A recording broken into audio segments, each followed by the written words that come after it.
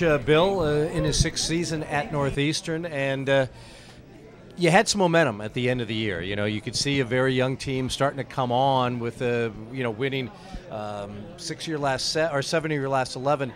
Do you feel that's starting to carry over? Is that kind of spirit something that can transfer over from season to season? Yeah, I obviously very pleased the way we finished the year. We were much more competitive than we were early in the season.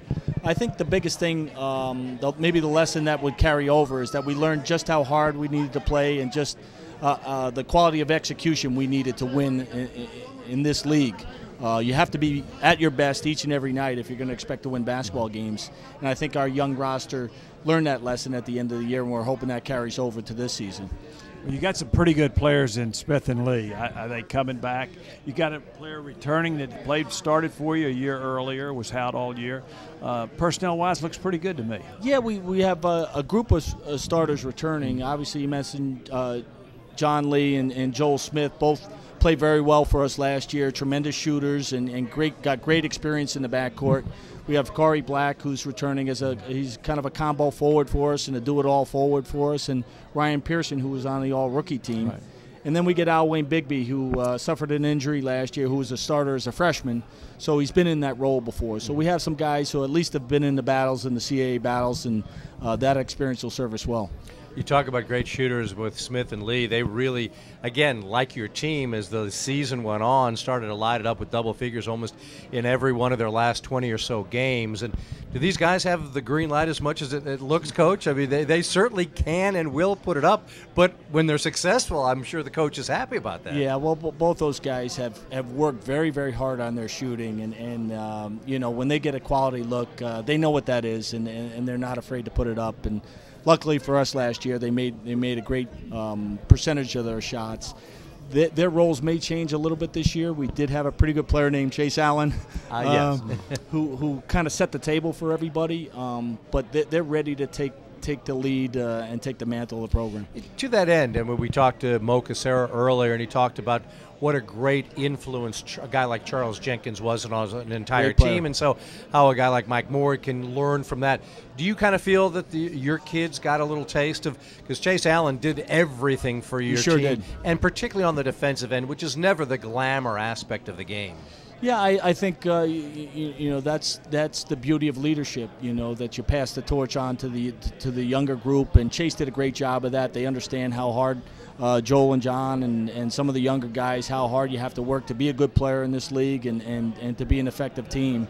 And these guys, we like to say that captains are appointed and leaders emerge. Mm-hmm. And certainly John and Joel emerged last year as leaders for us. No one can ever accuse you of trying to take it easy. Your starting schedule is, again, as tough as it gets. Well, we understand what the end goal is, and that's to be competitive in the CAA. Right. And so in order to prepare yourself, you have to go out in the preseason and really challenge yourself against the best competition you can find. When you look at teams like VCU making it to the Final Four, if you want to be in that conversation, you have to learn your lessons early, and there's no better way to do it than challenge yourself in a non-conference.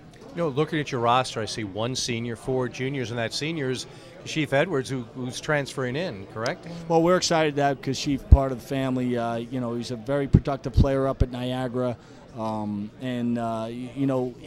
he can bring to the court is one thing, but what he can bring to our locker room. We didn't have a senior on the roster, and sometimes it's really hard to recreate that senior urgency where players come out and they don't want to lose, they don't want to put their jersey away, they don't want to hang up the sneakers, they want to play another night. And we're hoping Kashif can bring some of that emotional leadership as well. You mentioned a moment ago about seeing what VCU did. The entire conference has been so strong over the years. You get 2 Final Four appearances in 5 years, 3 teams getting bids. What has that meant in your mind for the conference, and particularly for Northeastern as you start to go and recruit and talk CAA?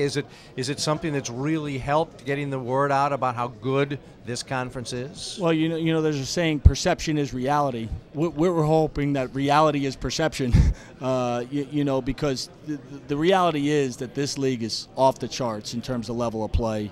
It's so competitive. The level of coaching, the level of players, the level of competition is the best in the country of all the non-BCS conferences. And for that, just VCU's run last year, I think, really articulated that to the rest of the country.